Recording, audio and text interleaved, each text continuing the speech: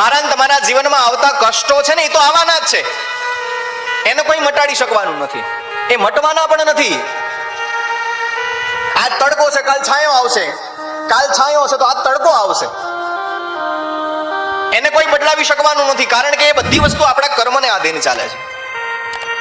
અને કર્મને આધીન થતા બધા જ કર્મો જે છે ને, બધી જ ક્રિયાઓ છે, બધા જ સુખ ને દુઃખ છે, એ ભોગવવા જ પડશે. પણ આધ્યાત્મિકતાનું કારણ શું કે આ બધા જ સુખ અને દુઃખ, મને તમને સુખ ભોગવવું બહુ ગમે છે, પણ દુઃખ આવે એ ગમતું નથી.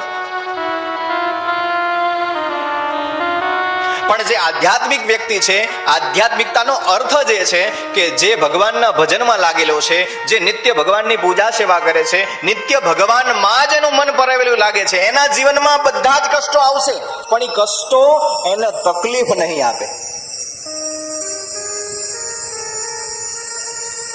હું ને તમે જ્યારે જ્યારે જીવનમાં આવતા કષ્ટો છે ને, એ કષ્ટોનો સ્વીકાર ક્યારે કરી શકશું?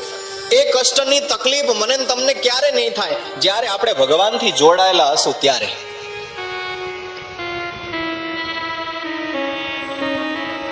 એટલે જ્યારે ભગવાન આપણો હાથ પકડી લે ને, પછી ગમે એટલી તકલીફો ને ગમે એટલા કષ્ટ આવે ને, તો મને તમને આપણા હૃદય સુધી, આપણા મન સુધી, આપણા વિચાર સુધી પરમાત્મા પહોંચવા નથી દેતો. આધ્યાત્મિકતા સાથે શું કામ જોડાવાની વાત કરી છે? ભગવાન સાથે શું કામ જોડાવાની વાત કરી છે? કારણ કે એ જીવનમાં આવતા દુઃખો આપણા મન સુધી પહોંચતા નથી, અને પહોંચે છે ને એની અસર નથી થતી. અને એના પ્રમાણ છે નરસિંહ મહેતા, મીરાબાઈ, તુકારામ, હરિદાસ. કોઈએ કહ્યું હરિદાસને કે તમારે તો આંખો નથી, તો ભગવાનના દર્શન તમે કેમ કરો? તમને ભગવાન તો દેખાતા નથી, તો તમે રોજ શું કામ બાકી બિહારી જાઓ છો?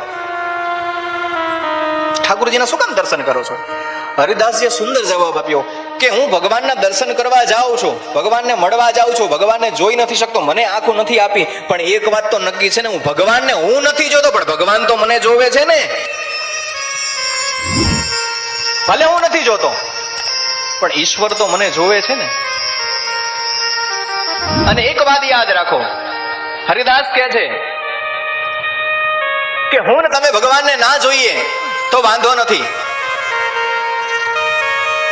પણ હરિદાસ કહે છે કે મારી મનની આંખો છે ને, એ રોજ બિહારીજીના દર્શન કરે છે, રોજ લાલો મને જમાડે છે, રોજ લાલો મારી સાથે રમવા આવે છે.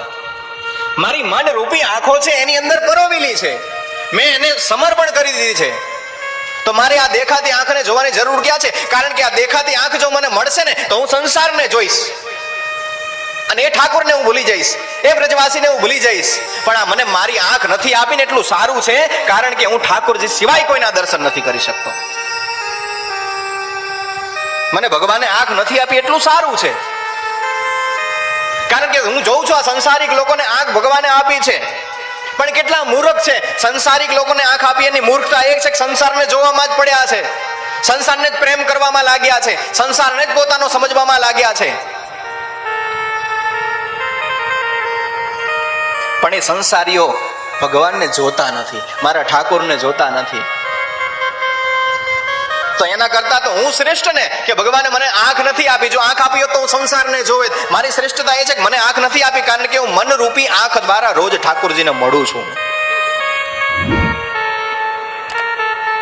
માટે હું મારા મનથી મારા ઠાકોરનો બન્યો છું, અને એ જ ઠાકોર રોજ ઉઠીને મને જમાડે છે. અને હરિદાસને રોજ ઠાકોરજી લડ્ડુ ગોપાલના સ્વરૂપમાં આવીને એને મળતા હતા.